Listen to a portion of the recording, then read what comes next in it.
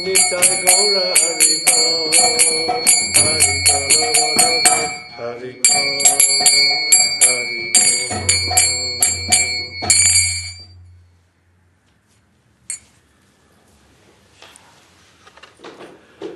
Lord Nitai and Lord Gaurachandra are the two most merciful lords.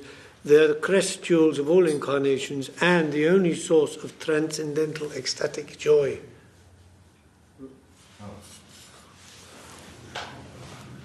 Oh brother, I implore you to worship Sri Chaitanya Nitai with firmness. Give up your attachment to sense gratification and merge into this nectar by chanting the names of Hari. Look, O brother, there are no benefactors in the three worlds who are as merciful as them. Even birds and animals are fulfilled, and stones melt, by hearing the glories of their qualities. Absorbed in the cycle of birth and death, having fallen by the wayside, without any hope for achieving their company, the Lord of Death will come and make you suffer the results of your activities. So sings Lochan Das. Jai. Good to end on a positive note. Sorry, that's... Hare Krishna. Yeah, so anyway...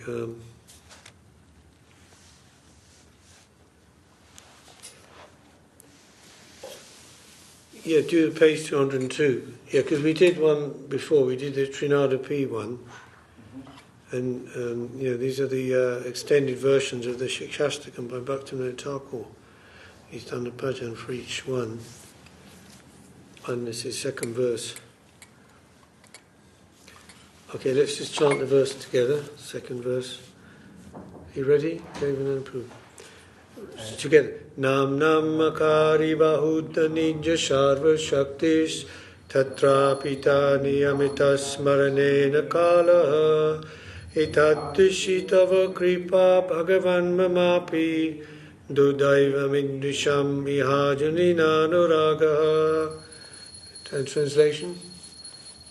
Devananda? Oh my Lord. Okay. O my Lord, your holy name bestows auspiciousness upon all, and your unlimited names, such as Krishna and Govinda, by which you reveal yourself in your many holy names, you have kindly invested all your transcendental potency. And in chanting these names, there are no strict rules concerning time or place. Out of your causeless mercy, you have descended in the form of divine sound. But my great misfortune is that I have no love for your holy name.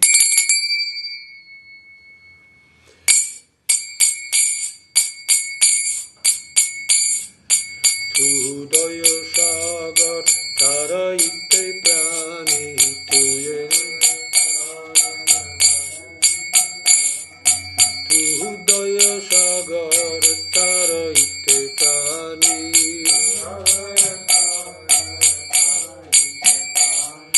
Nama Nikatuya Shikaili Ani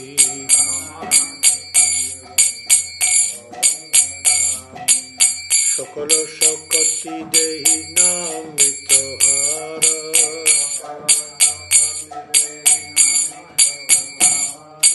Grahanera Kali Nahi Kala Vichara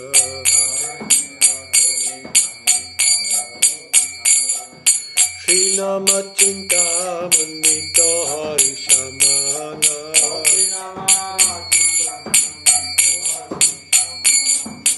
Vishwe Bilaya Holy Karuna Nidana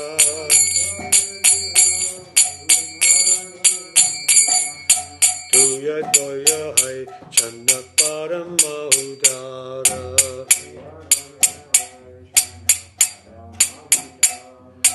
Atishoya Mandana Bhaga Hamara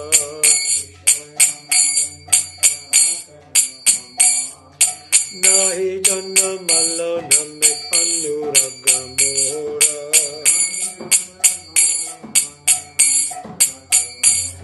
Hey Bhakati Vinoda Chitta Dukke Vibhora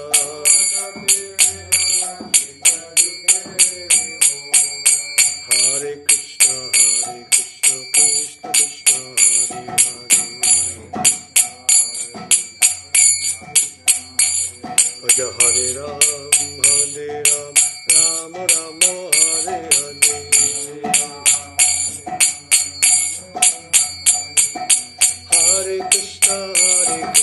Krishna Krishna Hare Hare, Hare Krishna,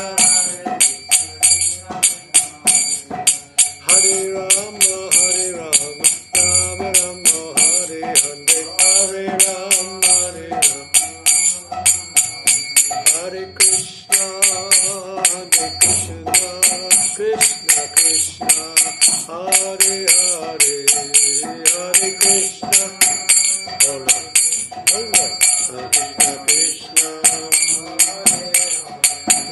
Hare Rama, Hare Rama, Rama Rama, Hare Hare, Hare Rama, Hare Rama, Rama Rama, Hare Hare, Hare Krishna, Krishna Krishna, Hare Hare, Hare Krishna,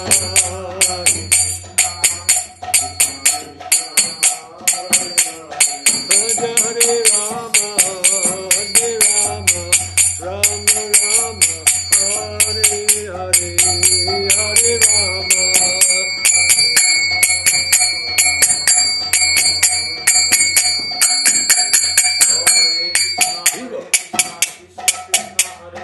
Hare Krishna, Krishna Krishna, Hare Hare,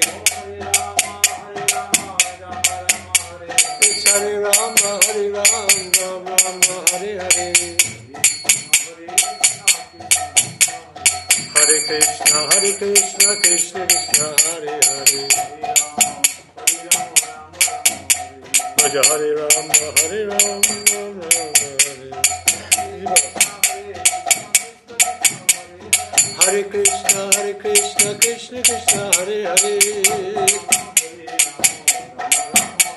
Hare Rama, Rama Rama, Hare Hare,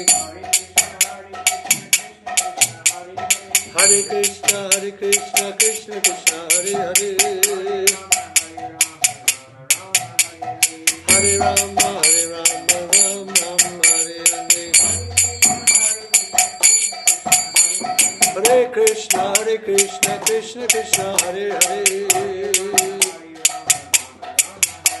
Hare Ram, Rama Rama, Hare Hare,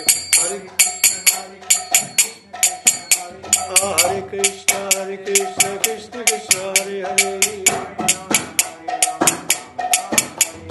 Hare Rama, Rama Rama, Hare Hare, Hare Krishna, Krishna Krishna, Hare Hare, Hare Rama, Rama Rama, Hare Hare,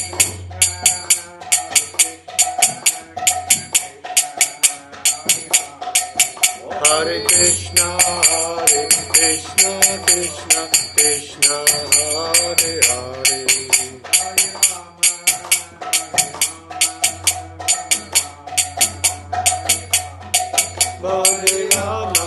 Hare Rama, Rama Rama, Hare Hare,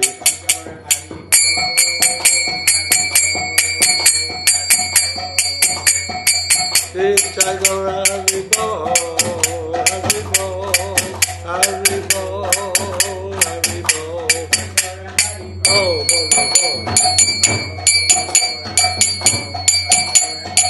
Nitya Gaura Haribo, Haribo, Haribo, Namaste Narasimhaya, Namaste Kala Kala Jagayine, Kala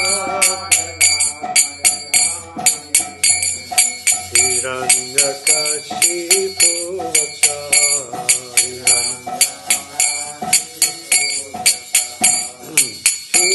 Shilatankana Kalaye,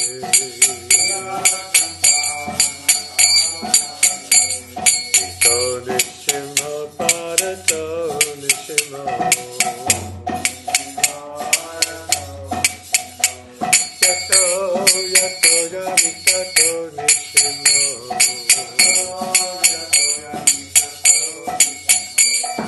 Bahir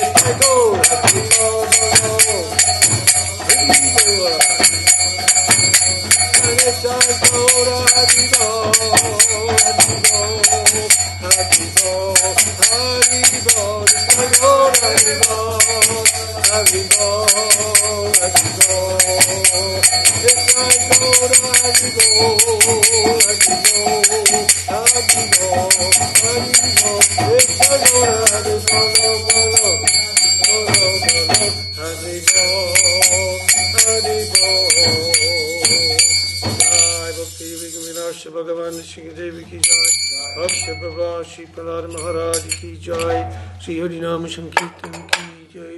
Gaur Premanandi Hari Hari Hari Bol. Om Namo Bhagavate Vasudevaya. Om Namo Bhagavate Vasudevaya. Om Namo Bhagavate Vasudevaya.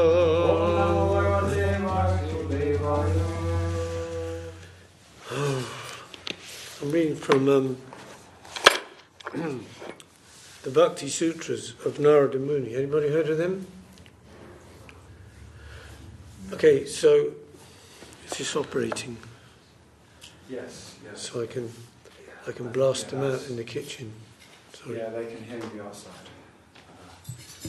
Let me get that bit closer. Is that right? Yeah, let me check. 1 2 1 2. Sorry. Can everybody hear? Hare Krishna. You all right?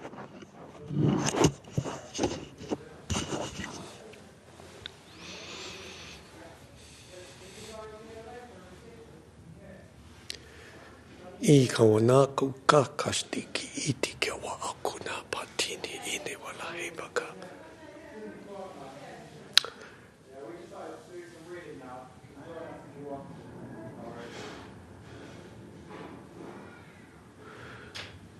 Is there anything coming through? Yes. Okay. Yeah, so as you know, the Vedic scriptures are very vast, okay?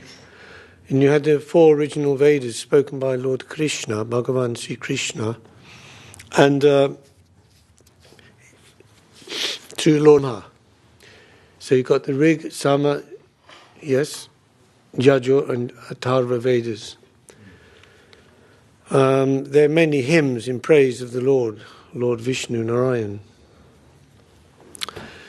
Obviously, you can tell by the names, like the Sama Veda. Sama means Hare Krishna.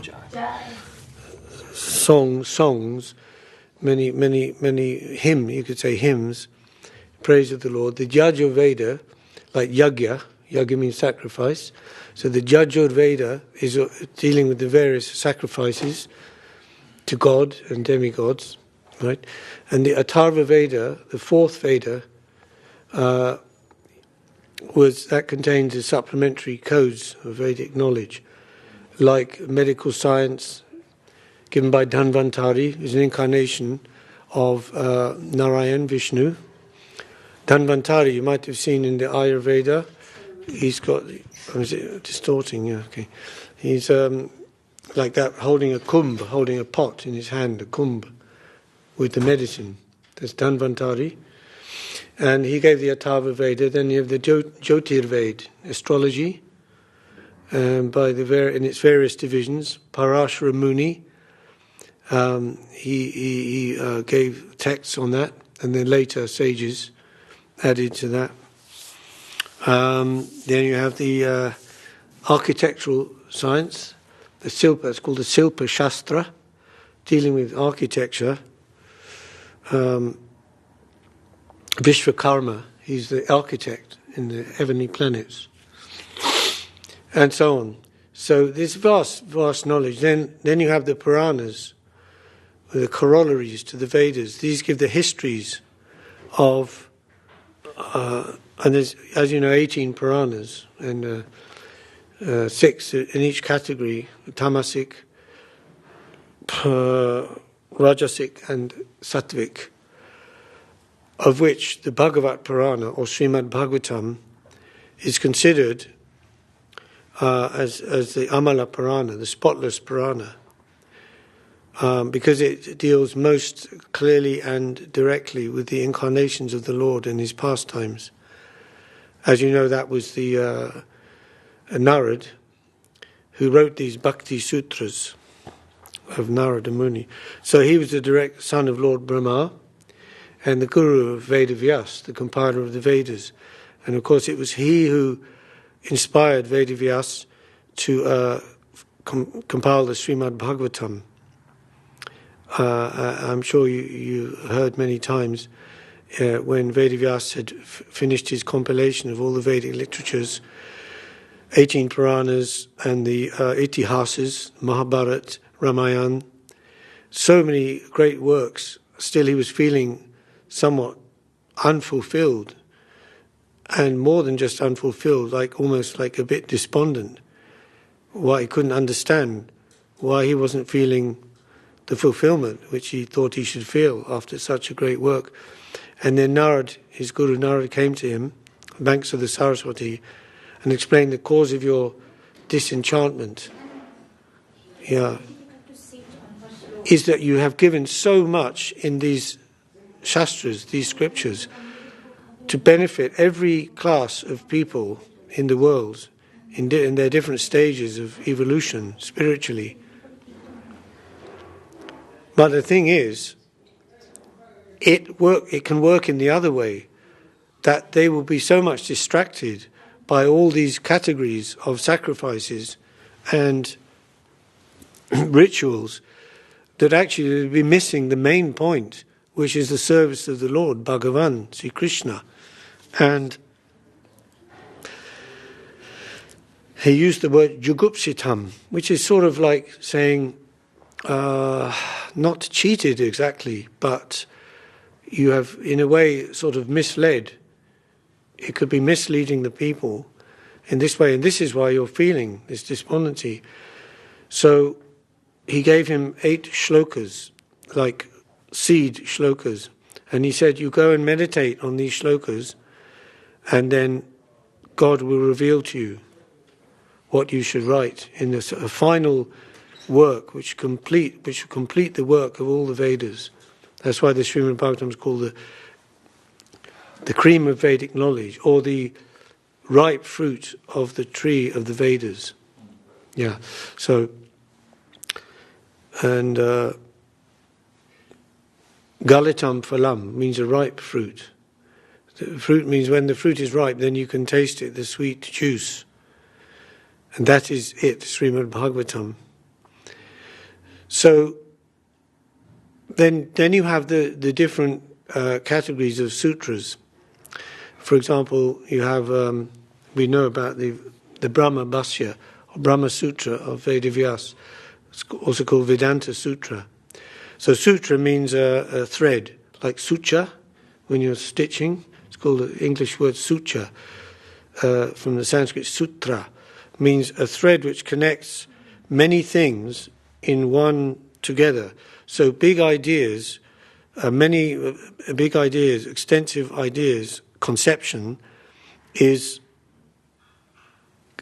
condensed in a sutra, which is tied together like a thread. So for example, in Vedanta Sutra, the first Atato Brahma Jigyasa, the first word is always in all the different sutras, Atato, which means like to say now, like it's got a lot of meaning in it, but it means like now, listen, wake up, pay attention, Atato, here it is, you know. What we are presenting something here.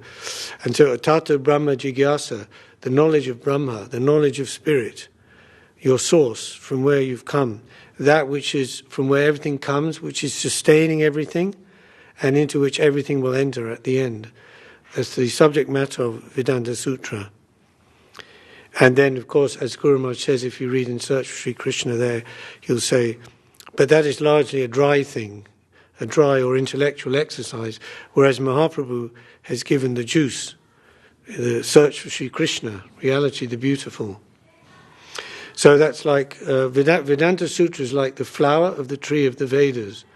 So the flower is kind of like what, you know, it comes out and it's looking beautiful and it has some scent.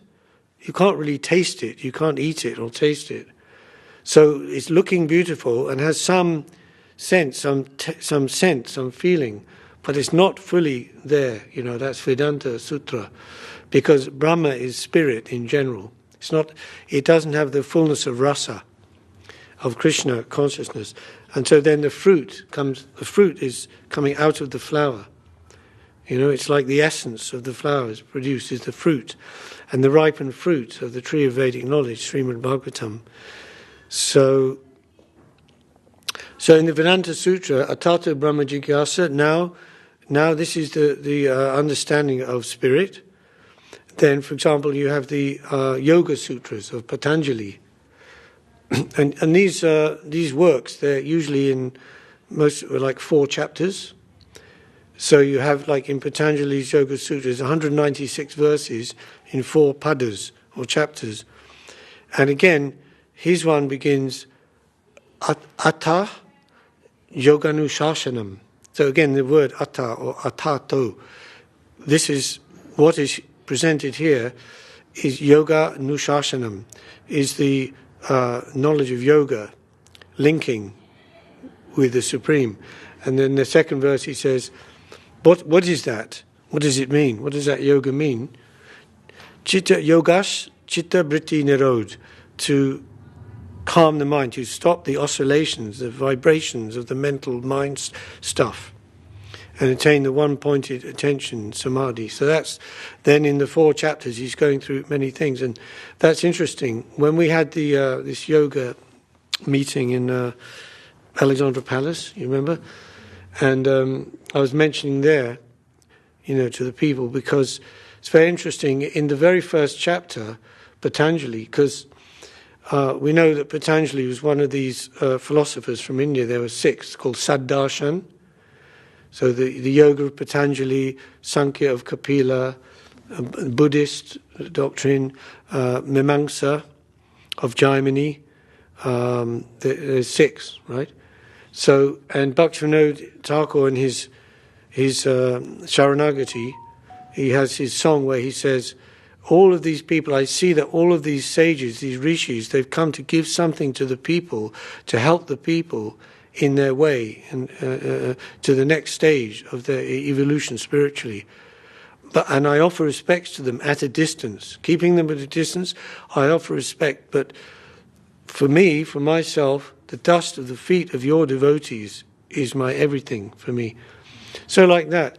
So, but he says from a universal standpoint or a neutral standpoint, tatashta vichar means looking at the whole thing neutrally, not I'm with this group, I'm with this idea, but looking, then you can see they've come to help the people in some way. So you have the Patanjali's yoga there. And interestingly, in the first chapter, which is how many verses, 35 or something like that, 40 verses maybe, in verse 23, after describing the different stages of controlling the mind, then he says, all of a sudden, he says in verse 23, of course, all this can be achieved by worship of the Lord. Like, he used the word Ishvara Pranidhan. And of course, scholars, they have scratched their heads. Why does Patanjali suddenly bring this in at this point? Is it to just to kind of keep the theists online, the theists, those who are, have faith in the personal God, so like that. And then others say, yeah, but he may just be using that as a technique to like have visualization of the Lord, the form of the Lord, the deity of the Lord, as an object of mental focus, like a mandala or something. But it's not really bhakti, because we know bhakti means eternal. There's no beginning, no end. It's the constitution of the soul, and as God is eternal, soul is eternal. So bhakti is eternal. It can't be just something you take up for a certain time, and you get a certain result, and then you leave it off again. That's not bhakti, or it could be some sort of shadow or reflection of bhakti at the best. But so, and there's about 4 or 5 verses then he talks about that, about worship of the Lord, and then all of a sudden, then he goes back to what he was talking about before. So that's Vedanta Sutra is about Brahma, spirit, general, like the Upanishads. Then the yoga of Patanjali.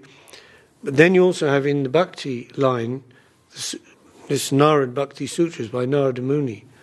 So this is the only copy I've found. I mean, there's English translation, and the first 13 verses of it, which is actually a total of not so many, let's see, 84 verses only altogether, and it was started to be translated by Srila Prabhupada in New York in 1967, and he got to the 13th verse with commentary, giving commentary, and then he didn't do any further because he very much wanted to finish the Srimad Bhagavatam and the Chaitanya Charitamrita, right, for future generations.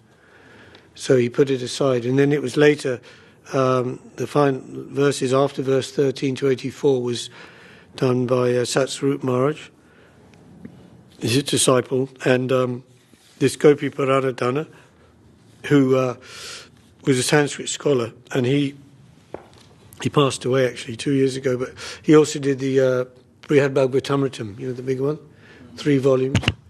That was by Gopi Paranadhana also. So like for that, the first verse here, which he says, or the introduction verse.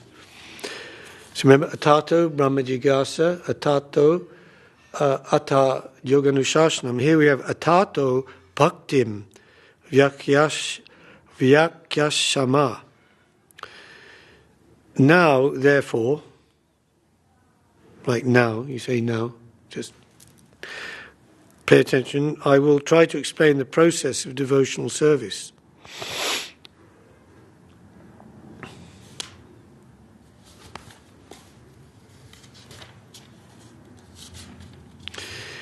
Sutra 2. Sa Twasmin Parama Prema Rupa. Devotional service manifests as the most elevated, pure love for God. So this would be the technique, how they do it. It's same as in the Chaitanya Charitamrita. So the first verse just describes what's the general gist of the chapter, what's going to be the contents of the chapter following. And then the second verse gives that just in a gist, the final thing. And then the chapter is describing it. So here the second verse says like that. What is his first verse says, now we're going to explain. Actually, he says here, try to explain. That's very humble, isn't it, Narad? I shall try to explain the process of devotional service. And then he says, devotional service manifests as the most elevated, pure love for God. Well, that's the final fruit of devotional service. And like we said in the third verse, Amrit Swarupa Cha. See, that's the sutra. Amrit Swarupa Cha. This pure love for God is eternal. Amrit is nectar, but it means deathless or eternal. Amrita, no death. So that's, when the gods have the Amrit, it's like a drink. It makes them immortal. Not actually eternal, but immortal. Amrita Swarupa Cha. Swarup means the essence. What is the essential essence or form of this devotional service? The pure love for God is eternal. Right. Sutra 4. La yal labdva pumang siddho bhavat amrito bhavati tripto bhavati. Upon achieving that stage of transcendental devotional service in pure love of God, a person becomes perfect, immortal and peaceful.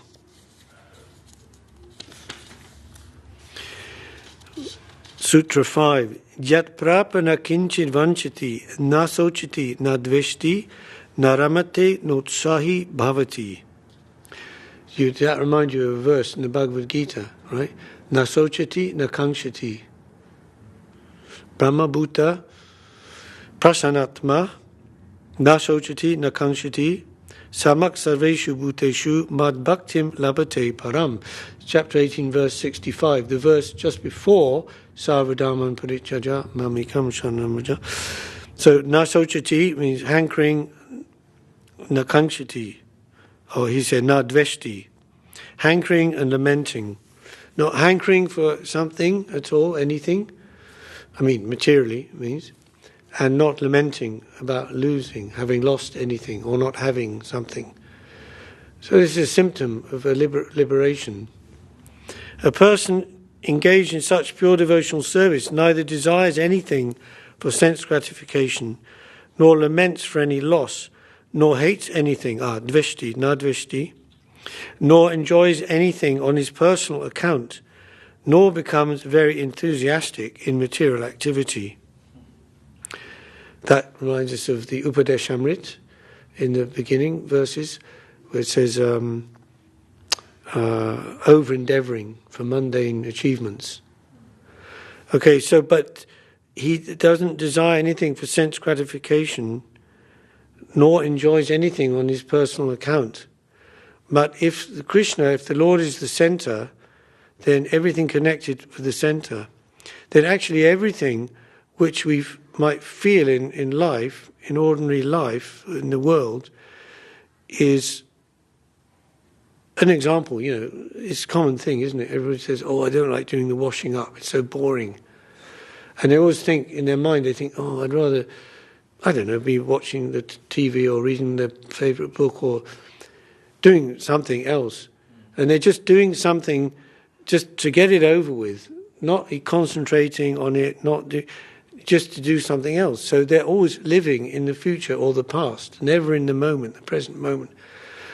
So it's like that in material life. There's always the next thing, then I'll achieve, happiness, fulfillment. It just goes on and on like that. There's no end of it at all. But if the Lord is the center, everything, every single thing is a source of great happiness. The washing up and washing the Lord's dishes, his plates. I mean, how marvelous is that? What could be better than that? And so it's a question of a change of consciousness, adjusting the target of one's consciousness from self, small s, to self, large S. A person engaged in such pure devotional service neither desires anything for sense gratification, nor laments for any loss, nor hates anything, nor enjoys anything on his personal account, nor becomes very enthusiastic in material activity. And Sutra 6, Yad gyatva matto bhavati, stabdo bhavat atmaramo bhavati. One who understands perfectly the process of devotional service in love of Godhead becomes intoxicated in its discharge. Sometimes he becomes stunned in ecstasy and thus enjoys his whole self, being engaged in the service of the Supreme Self. So, if someone is engaged in the service of the Supreme Self, then they can, as it said here, enjoy their whole self, of their own self. Right? Like as Srila Guru Maharaj said, every nerve of our soul will be satisfied, purified, and energized by Sri Krishna Sankirtan. So, it's an analogy because, the soul doesn't have nerves. Well, actually, we can't say that. But meaning every part of ourself. So in other words, when someone is engaged in material activity, they think that even if they think or they believe they're getting satisfied, it's actually only satisfying a part of themselves, an aspect of themselves, or of their mind, or their intellect, or something. Enjoyment is on different levels. Gross physical, then more subtle mental level, intellectual level, like this. But the Visheshatma, the complete satisfaction of the whole self, can only come, as the Srimad Bhagavatam says, ahoituki aprateyata je atma suprasidati, when one's engaged in, connected with the Lord in service, which is unconditional and uninterrupted and unmotivated with these conditions. So the verse by Rupa Goswami, where he's, in the beginning of his Bhakti Rasamrita Sindhu, where he's describing, sort of defining pure devotional service, and he says, Anabhilasita shunyam jnana karma anabritam anukulena krishnanushilam bhakti uttama. So it's devoid of attempts for elevation through karma or knowledge through jnana. Anabhilashita shunyam jnana karma anabritam anukulena krishnanushilanam. And it is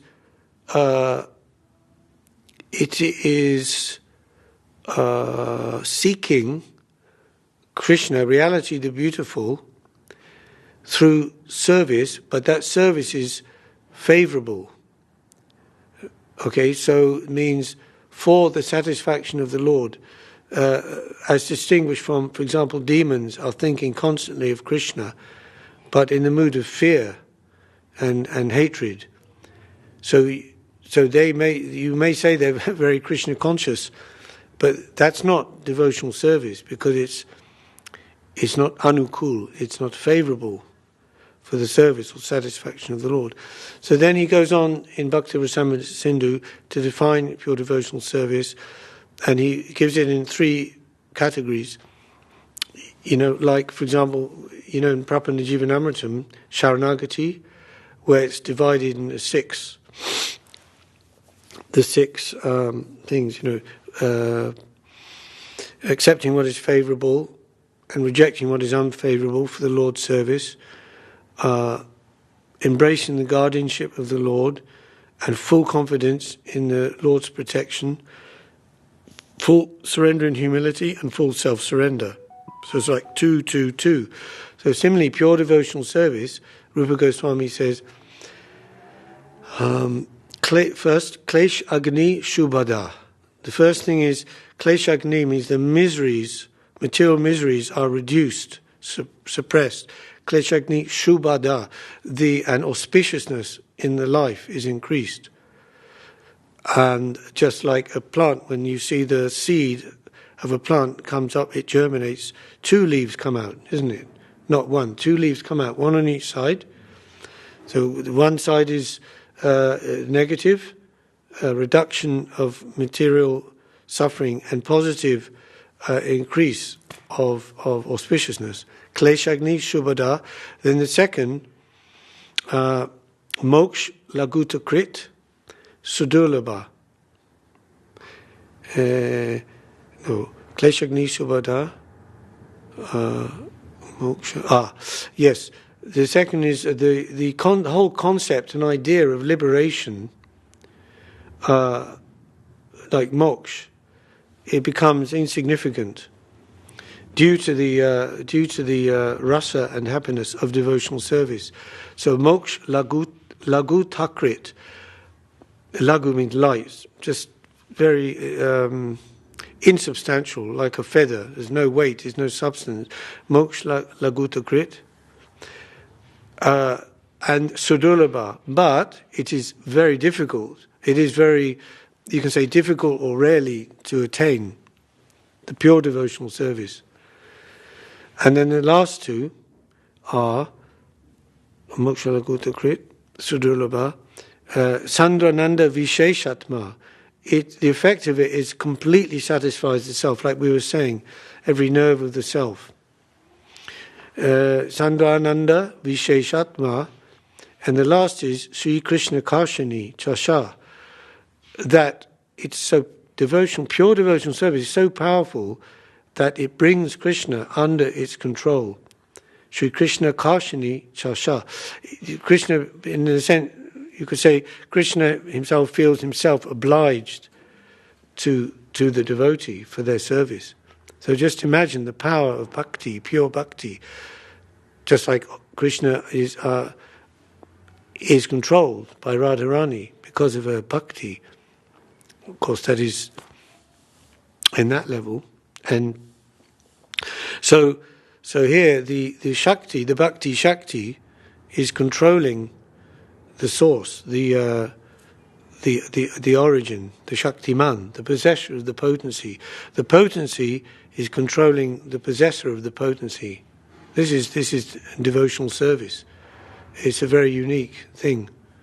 That's why that verse in Bhagavad Gita, where Srila Sridhar Maharaj, his commentary, the verse where Krishna says, I am the source of all material and spiritual worlds, everything emanates from me, the wise who know this perfectly engage in my devotional service and worship me with all their hearts. So in his commentary, Srila Guru Maharaj has put, and this was, of course, as he mentions himself, as he said, even his own godbrothers were giving much caution and suggesting, that he didn't publish that publicly, his comments on these 4 verses of the Gita, verse 10, 8 to 11, because, the possibility of misunderstanding by people, or misinterpretation or abuse. But his answer to that was, he said, what is my realization? From my realization, I'm writing that. And then he said, and if I don't give it, who will give it? So, he was giving that as a testament and a legacy for future generations. It's there in his Gita. And as he said, it may be too high for some, and maybe not high enough for others. I don't know who these others would be that it wouldn't be high enough for, but he's humbly saying that. But so in that verse, he's pointing out, and he said, there are some hints about this, what he's saying, as given by Jiva Goswami, Vishwanath Chakravarti, also in their writings. But he wanted to bring that out in its fullness. So he's saying, if Krishna is saying here that I'm the source of everything material and everything spiritual, then he must also be the source of devotion to himself. Right? So that is the Guru. So Krishna, Shakshadhari, the Guru and the Lord are non-different. So in the form, that's in other words to say, in the form of Gurudev, Krishna is worshipping himself.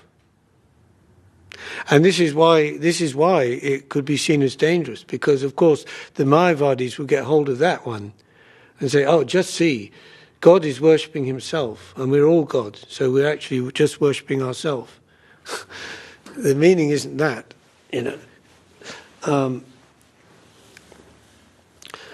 So going back to this verse 6, one who understands perfectly the process of devotional service in love of Godhead becomes intoxicated in its discharge. Sometimes he becomes stunned in ecstasy and thus enjoys his whole self being engaged in the service of the Supreme Self.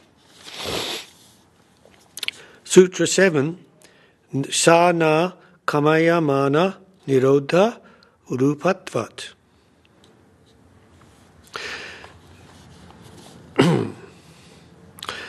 Translation, there's no question of lust in the execution of pure devotional service, because in it all material activities are renounced.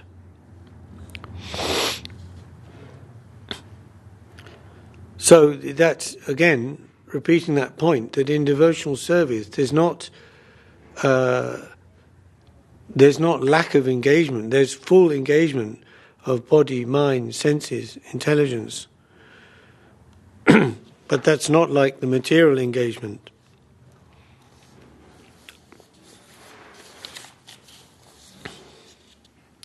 Sutra 8, Nirodhas tu loka veda vyapara nyasha. Such renunciation in devotional service means to give up all kinds of social customs and religious rituals governed by Vedic injunction. So what is valuable to devotional service from anything we come across in the Vedic customs or social customs or Hinduism, etc. If it's valuable in devotional service and can be utilized, yes, we can accept it. But we're not under the law of that or under the control of that. So it's not just because something has the color, a Vedic color. Oh, it's from India. Oh, it's, to do with Hinduism. It's very good and we should do it and follow it. No, not like that. For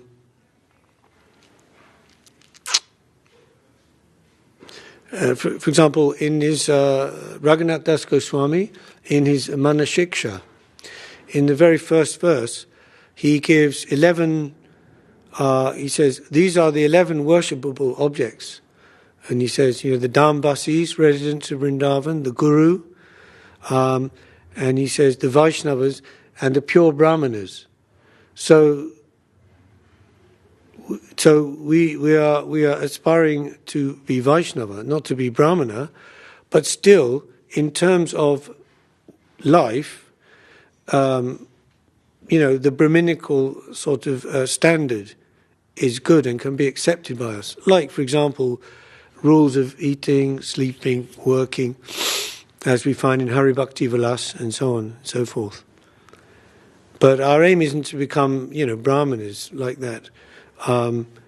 Because if you have all the 12 Brahminical qualifications, but you're not devoted to Vishnu, Krishna, then it has no value. Whereas, a Chandala who's devoted to Krishna is much better. So,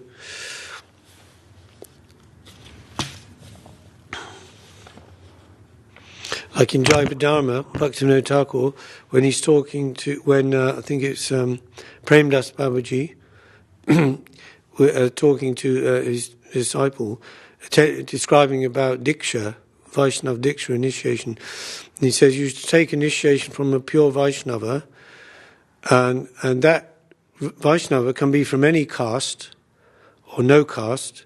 If he's a pure Vaishnava, then he's qualified for that, and you should seek him out. But if he's from Brahmin caste, very good. You can. So, for example, if there was two devotees, and the adhikar was the same level, one is Brahmin and one is non-Brahmin, then you can accept the Brahmin one, like that. It's like saying, is it better to have ordinary tap water in a golden pot, or to have Ganges water in a clay pot? Well, obviously, the Ganges water in the clay pot is preferable. But if you have Ganges water in a golden pot, then that's very good.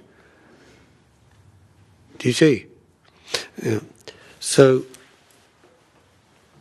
it's the distinction between Naimita Dharma and Nitya Dharma, Sanatan Dharma.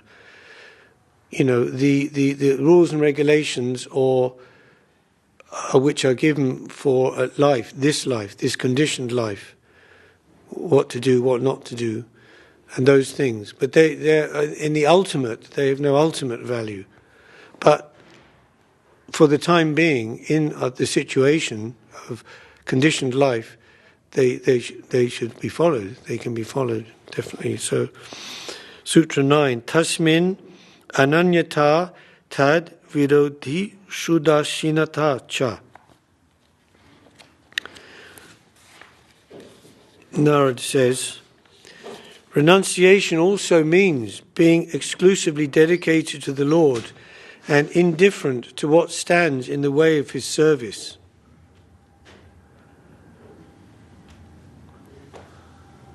So again, this is because if renunciation is just based on without the service of the Lord, it's not real renunciation, because again, one could go back, one could fall back into those things.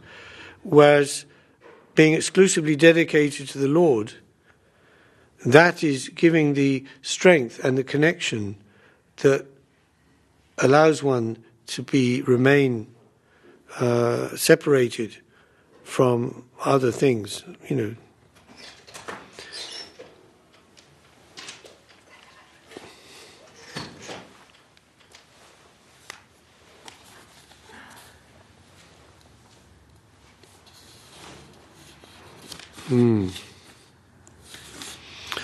Sutra 10, Anyashrayanam Tyago Nanyata.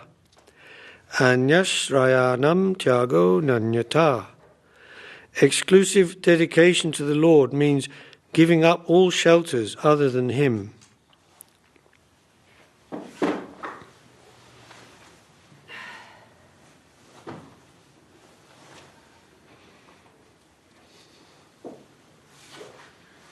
And the commentary here, by Srila Prabhupada, as mentioned above in the Bhagavad Gita 1866, your favourite verse. Sarvadharman. Yeah. Sarvadharman parityaja bhamikam shanam aham tang. Yeah. Yeah. And that generally by the Hindu section is considered the last word of the Gita. And Guru Maharaj quotes, I think it's Aurobindo, in his commentary of the Gita. He said, in this verse the Lord has served up nectar on a golden plate. However, that's from one point of view. But taking the view that Srimad Bhagavatam, the conception of Srimad Bhagavatam begins where the Gita ends, that's really only a beginning stage, because Krishna is saying, abandon all dharmas and surrender to me. What does that mean? Just lie down on the floor. No, I'm surrendered to Krishna. Doesn't tell you anything about what comes after that. What is service, and what the meaning of service, and different levels of service, and so forth. So Mahaprabhu, in his discussion with Ramanand Rai, as you know, in the Madhya Lila chapter 8 of Chaitanya Charitamrita, he rejected that. When he was asking Ramanand Rai, he began by asking, what is pure devotional service? And Ramananda began with, explaining about varnashram, to follow one's duty in life according to one's psychophysical nature, caste, if you like to call it that. It's not caste in that sense, hierarchical sense, but it's Chaturvana Maya Shrishtam Guna Karma Vibhagasha, as in Gita, Krishna says, I created the natural division of humans. Chaturvana Maya Shrishtam. It's coming from me. But the division is not based on anything like birth or ancestry or bloodline or anything, any worldly thing. It's a Guna Karma Vibhagasha, divided by the quality of the person, its nature, their prakriti, and their activity based on that. Guna Karma Vibhagasha. So, he began by explaining that, Ramanand Rai, and saying then, from that position, offering the fruit of one's work, whatever it is, for the Lord, and that was the beginning, like in Srimad Bhagavatam, beginning, first chapter. So then, going on from there, Mahaprabhu said, no, that's not, he wasn't satisfied with that at all. Then, eventually he got to this Sarvadharma Parityajya, and Mahaprabhu said, no, that's not up to the mark, for the reason I've said. Then the next one was Brahma Bhuta Prasannatma, the verse we just mentioned,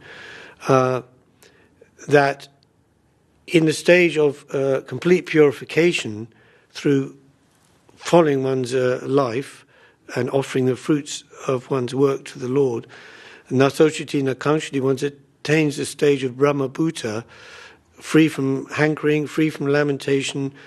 But that's not it either, because Samak Sarveshu Bhuteshu Mad Bhaktim Labate Param. From that stage, devotional, real bhakti to me begins from there, from the stage of liberation.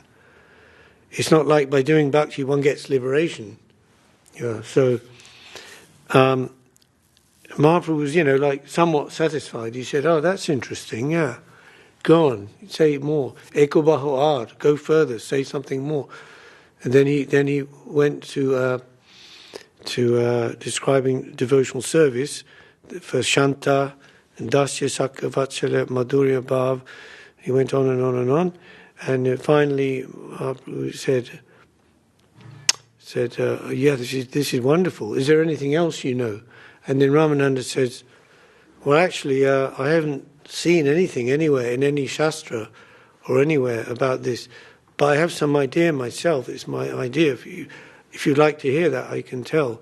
So he told that, and Mahaprabhu went fainted, And this is, you can read it in Chaitanya Charitamrita, and it's also it's a nice synopsis of it in the book by Srila Govinda Maharaj, Revealed Truth. One of the chapters near the end. Yeah. So I'm going to ask a question. Yeah. You said the Varnashram system, Krishna says he gave it to a person according to their nature and their activities. What I don't understand is, what is this nature of a person if in the end you are all spiritual souls? Yeah, so it's just, for example, you've got the spiritual and the material, right? So in the material side, like for example, everyone, you, me, all of us, in our body we've got four. We've got head, four main divisions, head, and then we've got the chest and arms, stomach and legs. So that's your four varnas. So head is like the brain in the head. It's got the intelligence, right? Supposedly, and brain, and that directs everything. It directs the body, and the eyes can see where to go. Everything. But this brain, these capacities No, we have. it's an analogy. It's an analogy. Just to understand the analogy on the material side, the social body. It's a social body. So then the arms, they're like they protect the body. That's Kshatriya. So Brahmin is the brain, intelligent class, right? But that would include. It's not just people sitting on a mat, reading the Vedas. It's like people who do computers or teachers. That's a Brahmin teaching. All of this. Then the Kshatriya is the administration class. They have organizational capacity because their mode, their prakriti is more passionate, rajasic. Brahman is pure sattvic.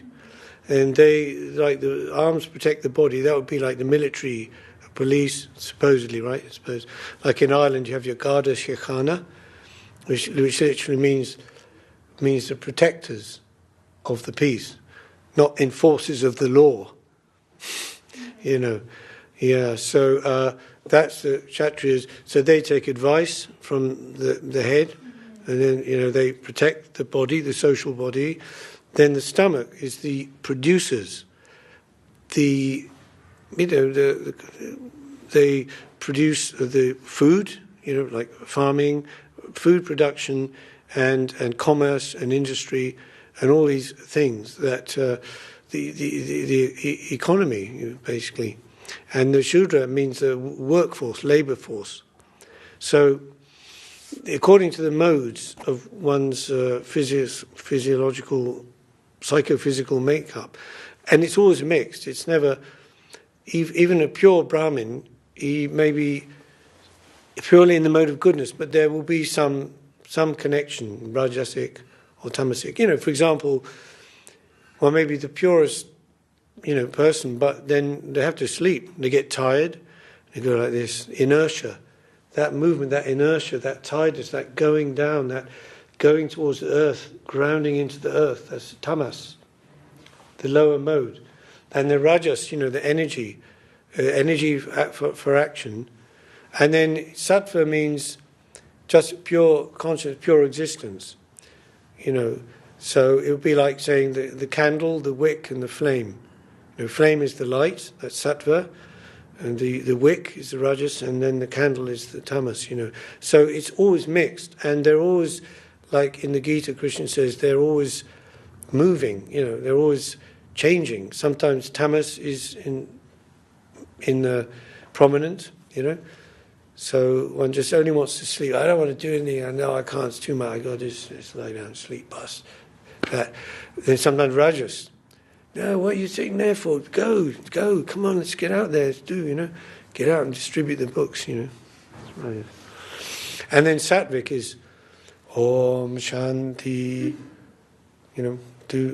Just consciousness, and that gives one person in his translation of the Gita very nice. Generally, it's called, goodness, passion, and ignorance. But I like the translation I saw was like revelation, activation, and stupefaction. Stupefaction means like just stunned, like intoxication, inertia, ignorance. Like that. It's heavy, it's not moving, there's no movement. So in the tamas and in the sattva, there's no movement. Right? So in sattva, there's no movement, there's just pure existence, consciousness, and in tamas also. And in the middle, you have your movement. But these, and they're mixed and they're changing. They're always like, sometimes one is prominent and the others are suppressed. And then the other one comes to the front. In the same day, for example. In the same day, in the same minute, yeah. But so our nature is due to the mode under which we were born, even though we can go through different modes. Yes. In even one day. Yes. And all these, our nature, these modes, are due to our activities, right? Do you mean our past activities, Yes, past they are karma? not characteristics of our soul. No, of That's course what I not. mean. No, So no. our soul is fundamentally neutral. Yes, That's it. absolutely, yes. Okay. Absolutely no. We can't say.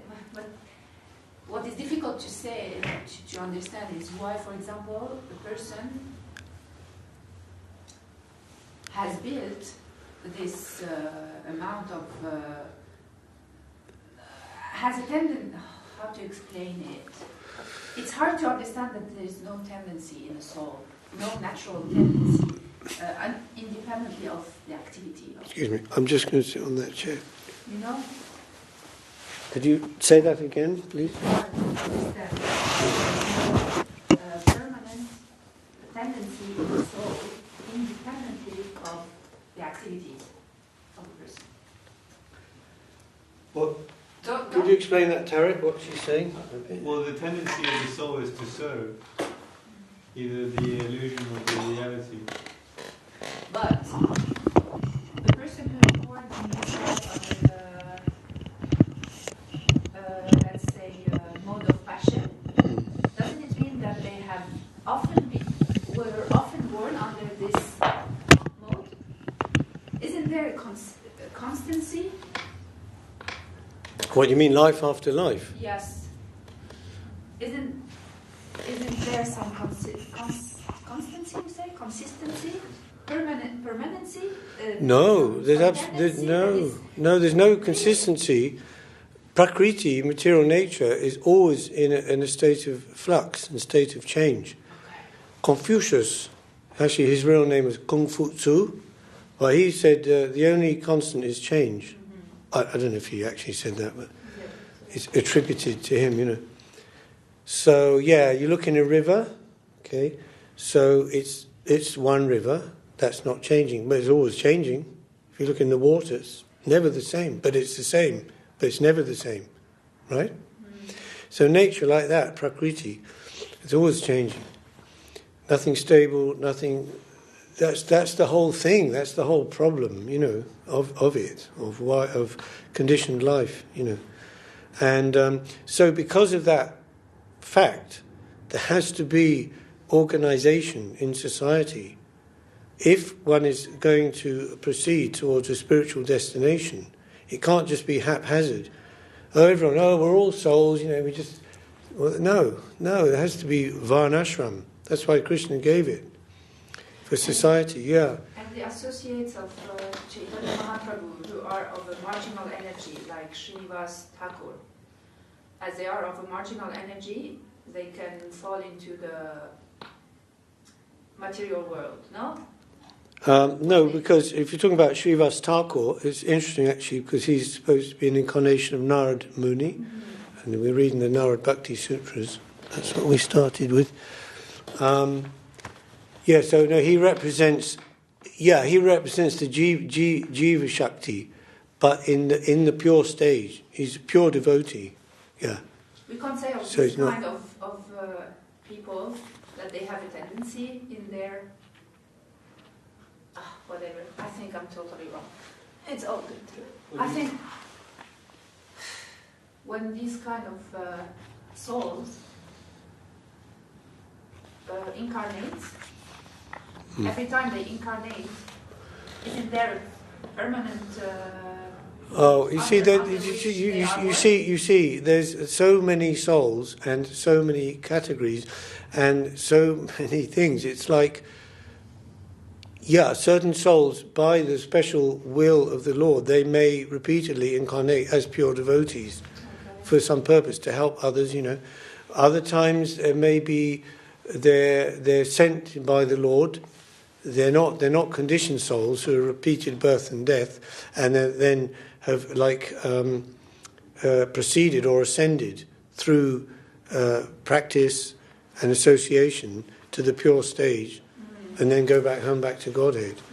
You know, for example, then the question comes up, doesn't it, when the devotee said to Srila Prabhupada, because in the song by Vishnu Chakravarti Thakur, he says, "You're my Lord, birth after birth."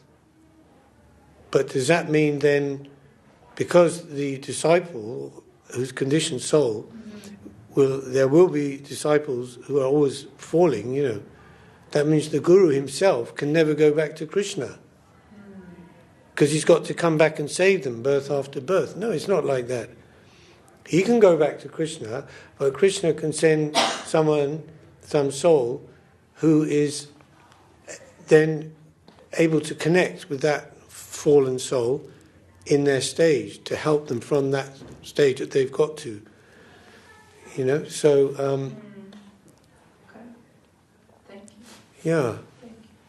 Yeah, it's a mysterious thing. It's like we know all the those eternal associates of Krishna in Vrindavan, Gopas, Gopis, etc., and they have their corresponding representations in Gaura Leela. And there's a book called Gaur Ganadesh Deepika, and in that it tells the corresponding, I saw it. Yeah. So, but does that mean it's that actual soul? It's from there to there. It could be different. It could be representation of the energy or the nature of that. Like they say, Bhaktisiddhanta Saraswati Thakur is it,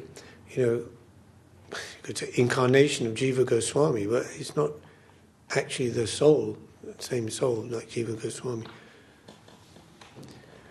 But I can't say either, definitely, because these are mysterious things, When you're talking about the soul, because as we were saying the other day, if the Lord is infinite and then the soul is part and parcel of the Lord, then the soul is also inconceivable. Has that? If the soul is having the qualities of the Lord, but in minute proportion, then inconceivability is part of the nature of the soul. And that's why in the Gita, after describing to Arjuna in so many ways the nature of the soul, it can't be affected by any material elements, air, water, fire, it's eternal, no beginning, no end, and so on. Then at the last he says, well, actually, no one can really understand the soul. Krishna himself saying to Arjuna. And some they study for years or lifetimes, and they still don't know anything about it. So it's like from the material level of consciousness, how to understand something which is purely spiritual. You can't. Only what is revealed, if something is revealed from that side, and you're allowed to see that or understand it. It's not so. So we're dealing with a very inconceivable thing here, especially, we're talking with Krishna consciousness.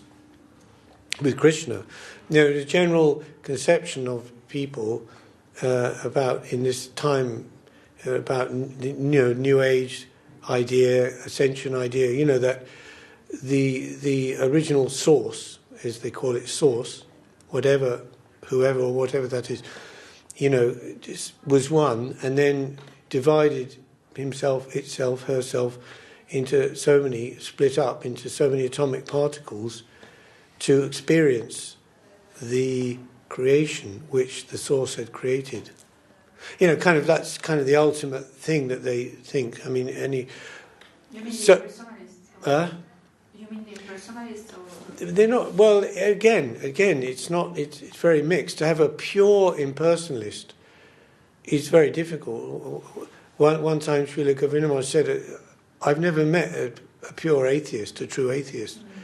Everybody has some thing, and so, if you're talking about a pure sort of a Mayavadi from the sort of Shankaracharya sense, they're very rare. Most people are just some hodgepodge idea, about it, and you can't really separate it. You can't really have complete impersonalism, really, in the true sense. I mean, this is a whole other session. I want to get into that too much now, but like,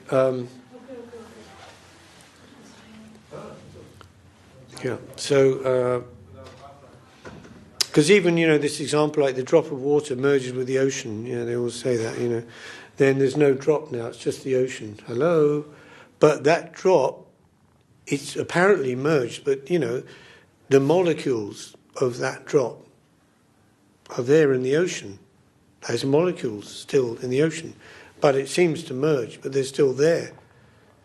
So you can't have complete impersonalism, because then it doesn't work. Anyway, that's all other type of arguments. But I can assure you that if you meet or you come across a true, Shankarite, you beware, because that idea is so insidious that it will, if it gets in like a worm in your brain, it will.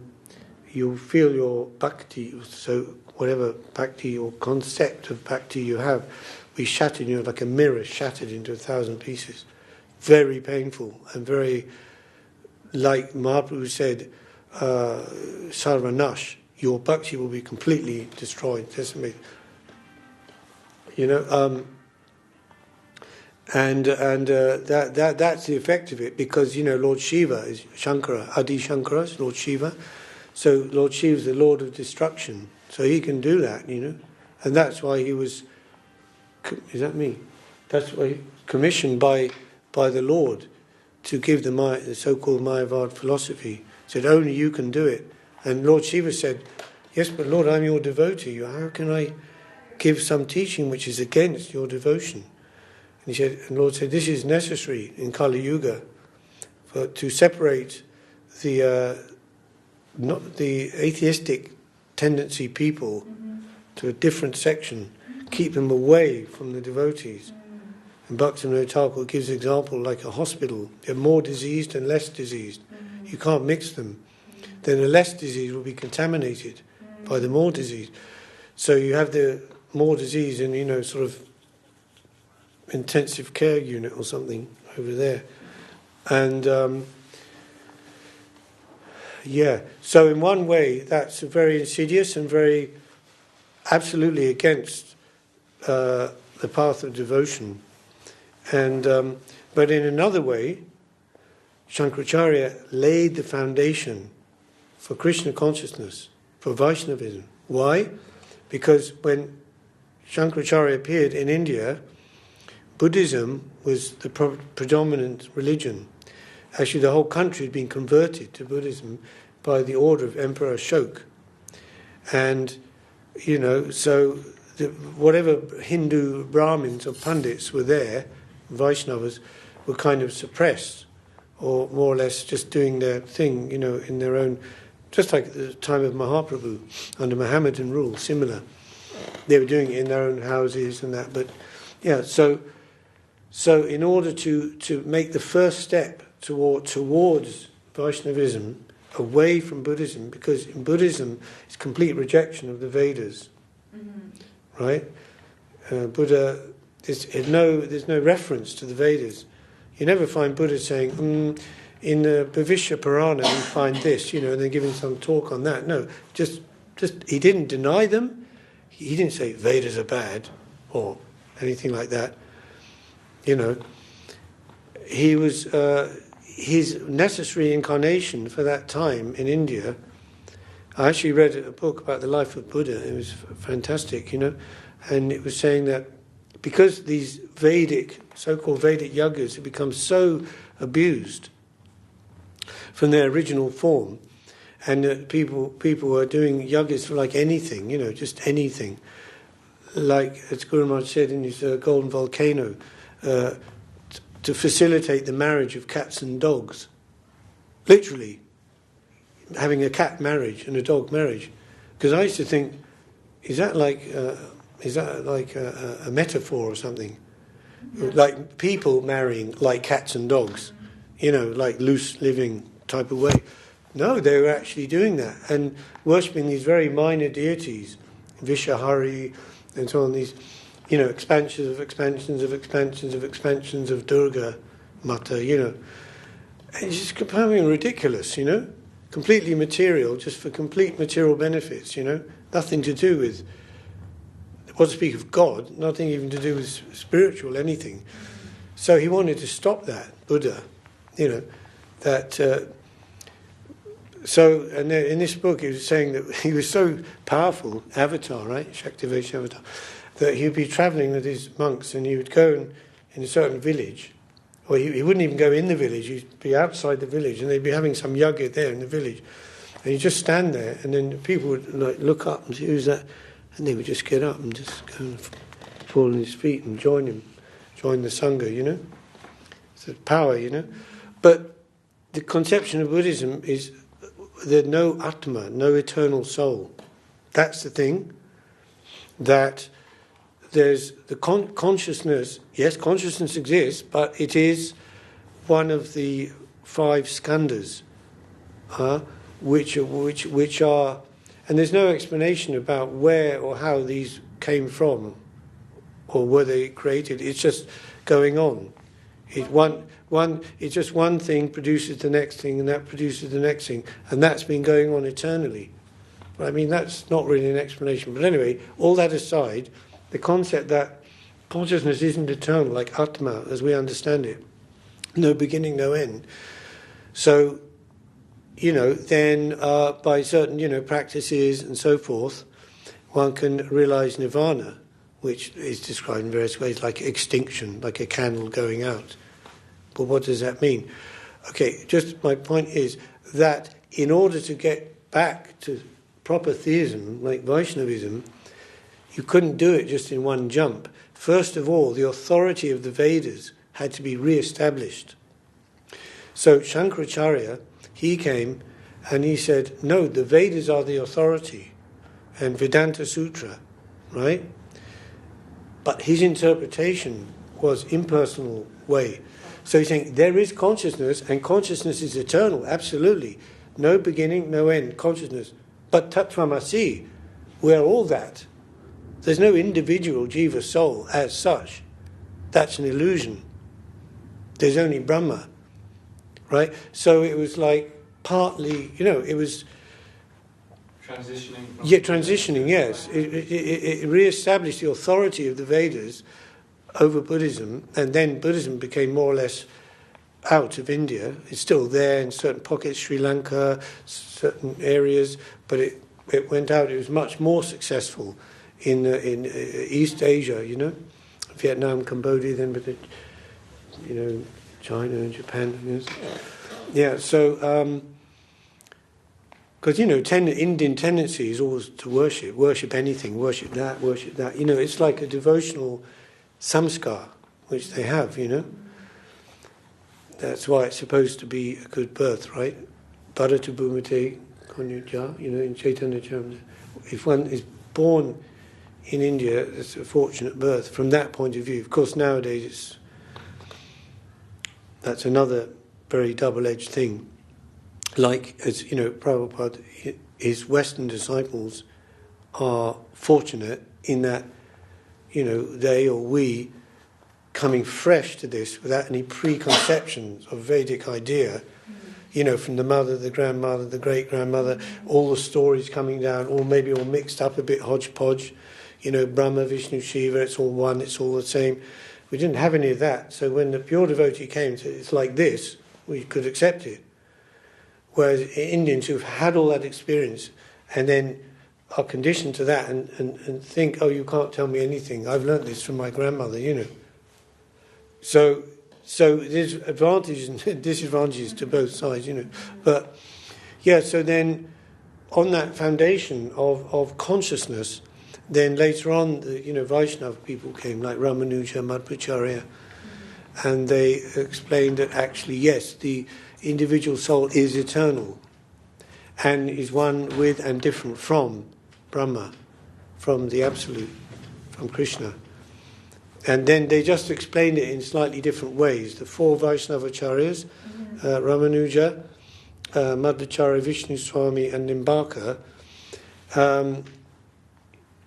they all had this concept, you know, that, you know, the soul and the Lord are one and different, but the oneness and the difference, they explained it in different ways. Some a little bit emphasizing more the oneness, some more the difference. For example, like Madhvacharya and Lord Chaitanya are lines called Brahma, Madhva, Gaudiya. Because it began with Lord Brahma, and Narad Muni, he's the direct son of Lord Brahma. So then that came through Madhvacharya and then to Mahaprabhu. But Mahaprabhu's concept was a little bit different than Madhva. So Madhvas, they're called Tattvavadis, the followers of Madhvacharya specifically. And they have their big society in India, Sringeri Mutt.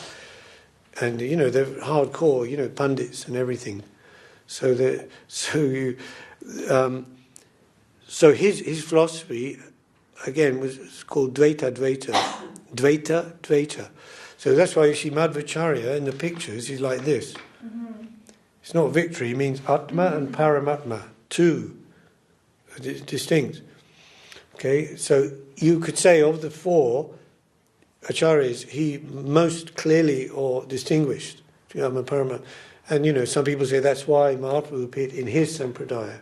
Mm-hmm. For that, could be one reason, but then, and that's coming from Lord Brahma, and Ramanuja, it's coming from Lakshmi Narayan, it's called Lakshmi Sampradaya. So they worship predominantly Narayan, in the mood of veneration. But the Ramanujas are like super Vaishnavas, they're the masters of Vidhi, how to worship the Lord according to very specific rules and regulations, and very perfectly. And that's why Bhaktisiddhanta Saraswati, when he wanted to create this sannyas ashram in his Gaudiya Math society, because it wasn't there before, even since the time of Mahaprabhu, you had renounced people, but they were like Babajis, they were all white, and they just lived alone like renunciants, near doing their personal worship, and they had like communities, but there's no ashram for preaching specifically. And so he wanted to establish that. So in order to, he went to the South India and met with the Acharya, Ramanuja Acharya of the time, and discussed with him.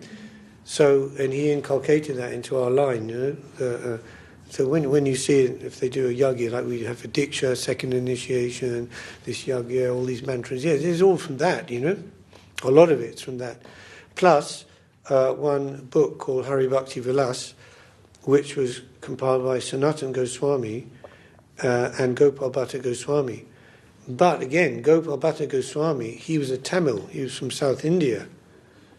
And he came later to Vrindavan and came and put himself under Mahaprabhu, his conception. But he's from that background. So he knew all about that. And so he put that in his book, Hari Bhakti Vilas, which is one of our, great books. So Ramanuja, his one was called Vishishtadvaitavad, which means you could describe as unity in oneness. Diversity in unity. So the absolute is one, but inside that one is a spiritual variety. And that the spiritual variety can exist in the one without dividing it, without compromising the oneness. That's the difference. In the Mayavad they say, no, if you say there's any variety, then it can't be one anymore. But that's not understanding the conception of spiritual variety. Because, it's like thinking of it in a material way. If you take a piece of paper, which is one, and you tear it into 100 pieces and you throw it like that, then it's not one anymore. But spiritually, you can have infinite variety and absolute oneness simultaneously existing. Why not? So therefore they think that anything which is a variety about, Krishna Leela and all these things is all imagination. It's all, so he said Vishishtadvaita, Ramanuja, and then you had Vishnu Swami. Now that's interesting because he comes from the Shiva Sampradaya, Lord Shiva, as a pure devotee, Shiva, Sada Shiva.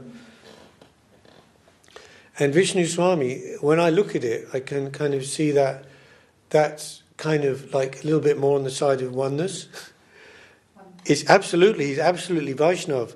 Like Sridhar Swami was in that line of Vishnu Swami from Shiva.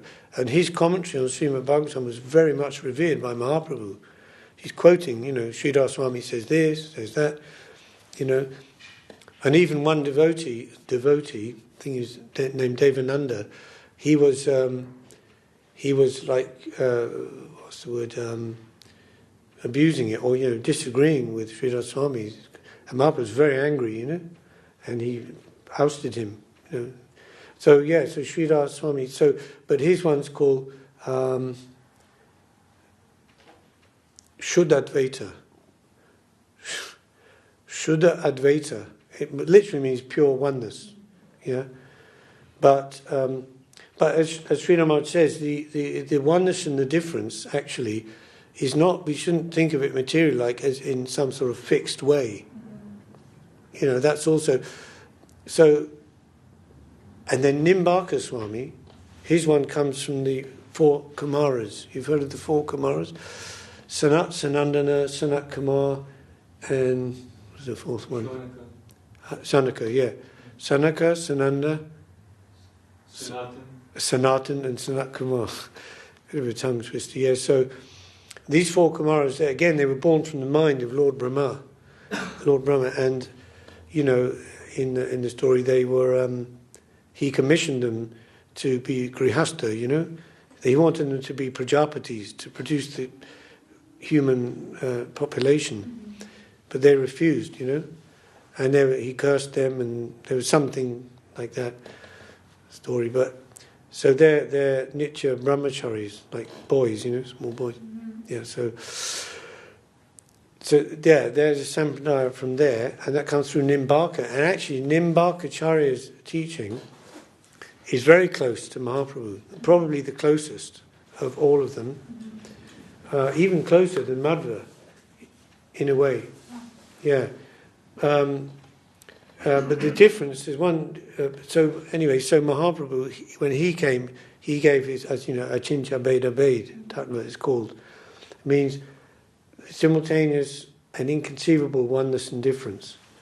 So this word inconceivable, it's simultaneous oneness and difference, but it's inconceivable, which means, as I said, the exact distinction, what is that and how is that, is inconceivable. It's not like a fixed line or something. So that synthesized all of the 4 of them. Achincha Beda Bed, but very close to Nimbaka. The difference with Nimbaka is that they actually they worship the other sampradayas. They worship, like even in Madhvacharya, they worship Bal Krishna, baby Krishna, not Krishna as grown. Krishna in his relationship with the sakhas, with the gopis. They worship like Krishna as that's Vatsalya rasa, maximum. But Madhurya, yes, Nimbakacharya, Madhurya rasa. He's the only one. Yeah, yes. Because Ramanuj Lakshmi Narayan, and but different. They don't have parakya. We have in parakya from Mahaprabhu. It means like with the gopis, like unmarried relationship of amorous love.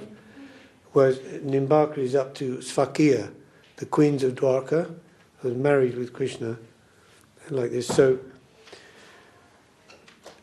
we revere them all as Vaishnavas. If you go to Mayapur, in the big temple in Mayapur, the Yogapit, where is the Samadhi burial place of Bhaktisiddhanta Saraswati Thakur, in the temple there's a pillar, big pillar in the middle, and it's got a murti of each of them on each 4 sides. Vishnu Swami, Ramanuja, Madhva, and who did I say? Nimbaka. He's also called Nimbaditya. It's another name of him. You see in the picture, they have a square bead bag like that, square. It was in an Indian shop actually, and they had those, and I bought one to try it. It's like very hard, Square. Yeah. So like that. So the inconceivability of the soul, what to speak of Krishna. We were talking about the infinite absolute, the Advaya Gyan, which is worshipped, which is realized in 3 phases, as Brahma, as Paramatma, and as Bhagavan, So But to reach perfection in any of those levels is God realization. Brahma realization is also God realization. But it's like your realization of the sunshine. It's not exactly the same as realization of the sun planet.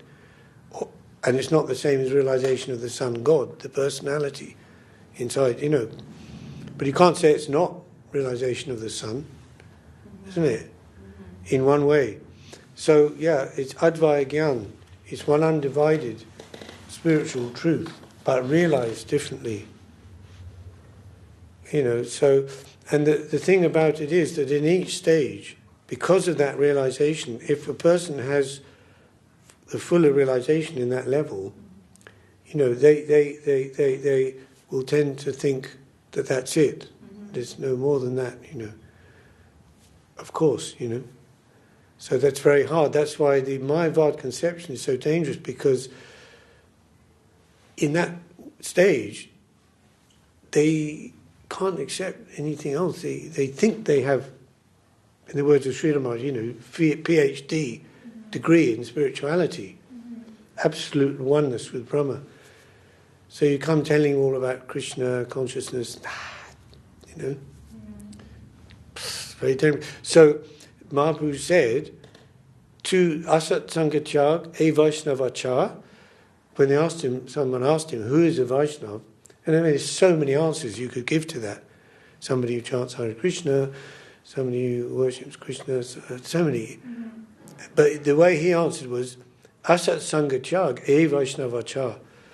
Or the symptom, the achar, how you'd recognize the Vaishnava is they about the association they keep, right? There's a saying in English, a person is known by the association they keep, something like that. So they avoid association with two. One is materialists and two is Mayavadis. But of the two, better to associate with materialists, definitely. Because the materialists, they're in the lower modes of nature, right? And they're doing their activities and they're immersed in that, fruitive activity and so on. But because they haven't made the offence of Mayavad, which is offensive to Krishna, like sometimes they chant the names Narayan, Krishna, Hare Krishna, saying Hare Krishna mantra. But as Krishna said, I feel their chanting is like arrows in my body, So they haven't made that offence, the materialist, and they can turn from materialist to devotee more easily. Because they're already engaged in the sensual world, right? They're using their senses, but for completely selfish purpose, of course, for themselves or their extended self, family, society, etc. But they haven't rejected the senses like the Mayavadis have. So if they have some Sukriti, somewhere in their line, in their lineage, in all their multi-incarnations, some seed of some connection somewhere with spirituality, theistic spirituality, they can change, they can take complete, because it's like a diametric opposite, material to spiritual. So they can just change their target. Oh, now we do everything what we're doing now, but for Krishna. Okay. Yeah. So but the Mayavadi is in that middle position, no man's land, completely rejected the material world, but they're not, due to their crime, offence against the spiritual world, they're there, the lid's closed, the door's closed on that for them, so they're not going from there, or very hard, or very rare. Of course, it's possible, it's not impossible, by the special will of Krishna. For example, Narad Muni, he could, visit them and maybe convert them, or some powerful soul, possible. Well, Prabhupada did, didn't he? Nirvishesha Sunyavadi Paschachadesha Tarani. He's destroyed this Western contamination of Nirvishesha Sunyavad. They're similar, Nirvishesh and Sunyavad. Sunyavad is more like Buddhist, and Nirvishesh is more like Jnani, Brahma Jyoti. So the border region between the material world here and the spiritual world is also infinite. We shouldn't think like it's a line, like the horizon is a line. And that's one side is infinite, spiritual, and then the material infinite. It's not infinite, but it's infinite, relative infinite, in the sense that it's always going on, creating, destroying. In that sense, infinite. And in the middle is this line, this tatashta, but that is also infinite. That's an infinite plane also. So, in that plane, it's been described in one way. What's the distinction between the Buddhistic conception of nirvana and the Jnanic conception of Brahma? They're both a borderline in tatashta, neither there or neither here. But the distinction was explained like this. By Sri Ramani says, like, the Buddhist conception of nirvana is more facing this side. So when the distinction of the modes of nature become to zero, ding, and then that's prakriti nirvana. Okay, so that's like just over the border into the viraj. What's called the viraj is like a border around the material world, a non-differentiated thing, and the Brahma Jyoti, the spiritual light, is also tatashta, but it's facing the upper side. This is an example, okay, but we're talking about inconceivable things anyway, because it's both is a non-differentiated area. But so that's why that a jnani would be considered above a Buddhist in that sense, in the conception. Yeah, but in fact sometimes it's put together. They say Brahma Nirvana, like the whole area of it. Yeah. So, and then from that side, the Brahma Jyoti, then the first stage is the Shiva Lok. So Shiva Lok, then you have it's a differentiated world, spiritually differentiated world, and they have Satchidananda bodies actually in Shiva Lok, Sada Shiva, spiritual bodies completely. Yeah, and then from Shiva Lok it goes on, Vaikuntha, above is Vaikuntha, Ayodhya, Dwarka, Mathura, Vrindavan, and at each stage, the possibility of relationship with the Lord is going finer and deeper. So, that's why Shiva Lok is kind of Shanta Rasa. Even the 7th chapter of the Bhagavad Gita, that verse, Bahunam Janmanam Ante, Jnanavamam Prapadyate, Vasudev Savramiti, Samahatma Sadurabha. Krishna is saying, Bahunam Janmanam Ante, after many births and deaths, the Jnanis, those who've been, trying to understand what is soul, what is Brahma, in 80, it's not this, it's not this, by intellectual sort of elimination, and so after many births and deaths of this kind of practice and this kind of study, Jnanavam Mam Prapadyante, they come to understand Mam, me, and Prapadyante means to surrender to me, because they understand that inside the consciousness, so-called impersonal, is personality. Even materially you can understand it. You say, okay, light, what's light?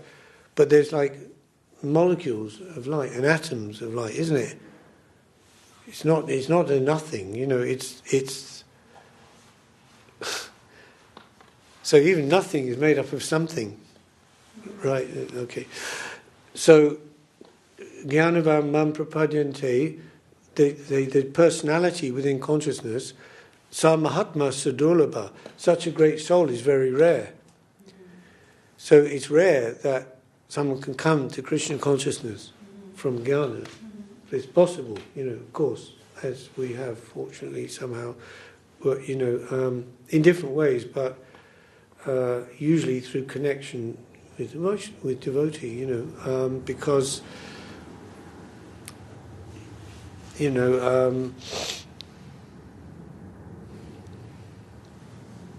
So yeah, where does it begin? We say the causeless mercy of the Lord.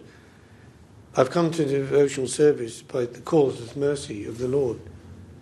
Okay, well, if it's causeless mercy, does that mean every jiva soul?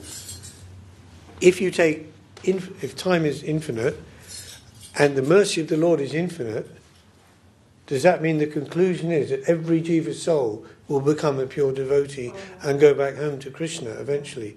Yes, you would have to say that. Logical. Yeah, otherwise, but how, there's a lot like in between, and also, but apart from that, snakes and ladders, also souls are going up, but they're also sometimes going down due to offence. This aparad, especially Vaishnava aparad, as we're told. There's different aparads: nam aparad, seva aparad, dham aparad, and also Vaishnava aparad, mainly that. But another time, Sri Rama said, actually it's not so easy to commit Vaishnava aparad in the true sense. Because, you may have two devotees arguing, and their adhikar isn't high, super high, they're like madhyam, or maybe they are madhyam, or they might be, because again, it's divided, is an infinite gradation, like Pantone. It's not like, this is Kanishta, and then there's a line, and boop, you pop into madhyam, and then there's another line, boop, you pop into uttam. No, it's like a gradual. So you'd have lower Kanishta, middle Kanishta, upper Kanishta, lower Madhyam, middle Madhyam, upper Madhyam, lower Uttam, and so on. So you might have devotees of, whoever they are. We don't know, and we're not judging, but just say, devotees, and they might be arguing, and one says to the other, like we had in the manna, we used to go, that's offensive, Prabhu, like you're being offensive against me. But that could just be a clash of egos, my ego thinks this and your ego thinks that, and that's not really aparad, so it's depending, aparad is a funny thing, of course, and then there's, mental is the least, then verbal is worse, then physical is worse again. But it's also said in Kali Yuga the mental aparad is not considered by the mercy of Chaitanya Mahaprabhu if one is chanting Hare Krishna. But one should, of course, try to avoid it in every way. But, verbal is worse, and then physical, so... But to actually make offence against the higher, seriously, that may not be so easy. But we shouldn't think that, it's not so easy, so I shouldn't be vigilant. But so, and it depends. It depends on the person as well. The what is offensive to the higher depends on different things as well. Whether and their position or their status and how they are. Which again is all very much connected with Krishna. In that level. So because if it's real aparad, then it means to Krishna, doesn't it? It's to the Vaishnava, but that means if the Vaishnava is Krishna conscious, that means they're full of Krishna. So the offence is to Krishna, actually, in them or through them, you could say. Yeah, so that's another thing, But that's dangerous, because it would be harming one's future prospect. Like Sri Rama said, the door to the world is closed, That's why when you think about going, back home, back to Godhead, I think it shouldn't, it's such an easy thing, because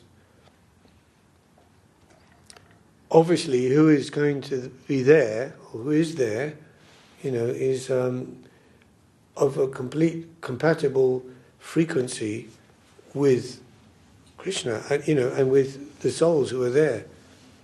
So if there's any difference, any small frequency difference, no, you can't go there, you can't go in. Just like a visa, you know. Yeah, you may have a passport, that's a general thing. Anyone can get a passport. Anyone, I mean, it means by who's able to do the right thing and act in a certain way. That's like practice, spiritual practice. It's like you can get the passport qualification, you can get adhikar to a certain degree, level, at least up to, you know, liberation, if that, but not more than that. But to go in the spiritual world, then the visa is given from that side, it's not given from this side. There's nothing you can do this side to get that. That's granted, you know. They will allow or not allow. And what's their criterion for allowing or not allowing? Service. Huh? We have to show service. Yeah. Yeah, of course. But you know, it's in their remit. It's not in our remit, you know. So they can give in. They're free in their choice and independent. If somehow they feel affection, they feel some affection to someone, then they grant the visa, you know. So then they can there, because that means they would have to trust the person to that degree. You know, for example, like a master in a house has many servants in different levels, right? You'd have your kind of, you know, butler, who's the top one, and then he has other servants under him, and then you go down to the sort of kitchen, and you have your, you know, your stewards and your scullery maids, and then the pot washer, you know, like that. So many things.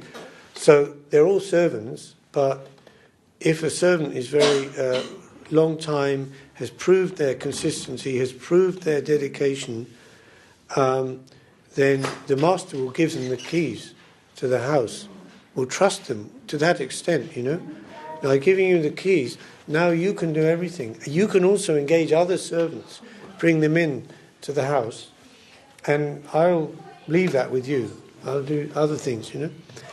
So they have to have that kind of trust in a person. Otherwise, if anyone comes in, and they might do anything. They might be a spy. It might be, you know, any things. Yeah. So that's not so easy as well. Thank you so much, Prabhu. Hare Krishna. I think it's Aarti now. Yes, it's Aarti time. Is it? Yes. Okay.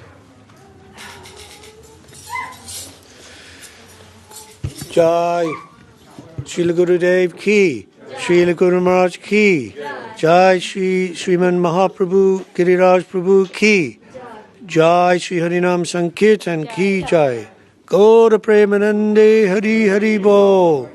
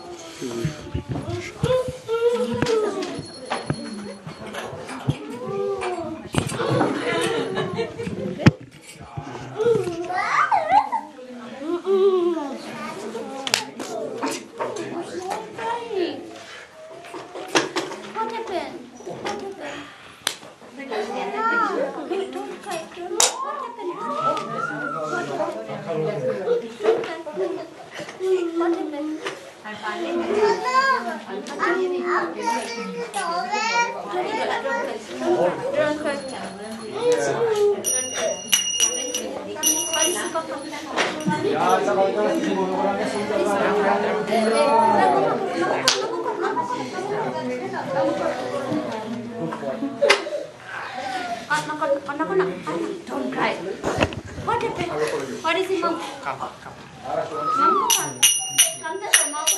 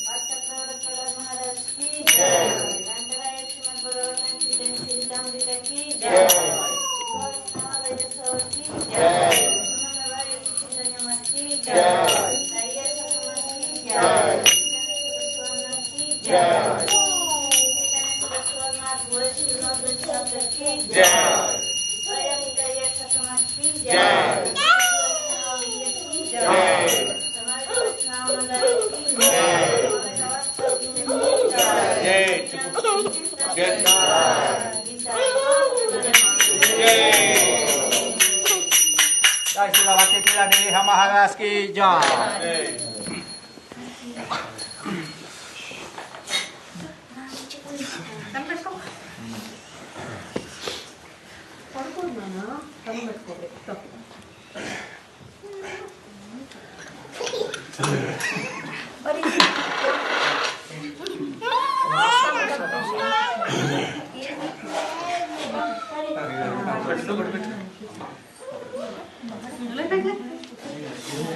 Gracias. What is it?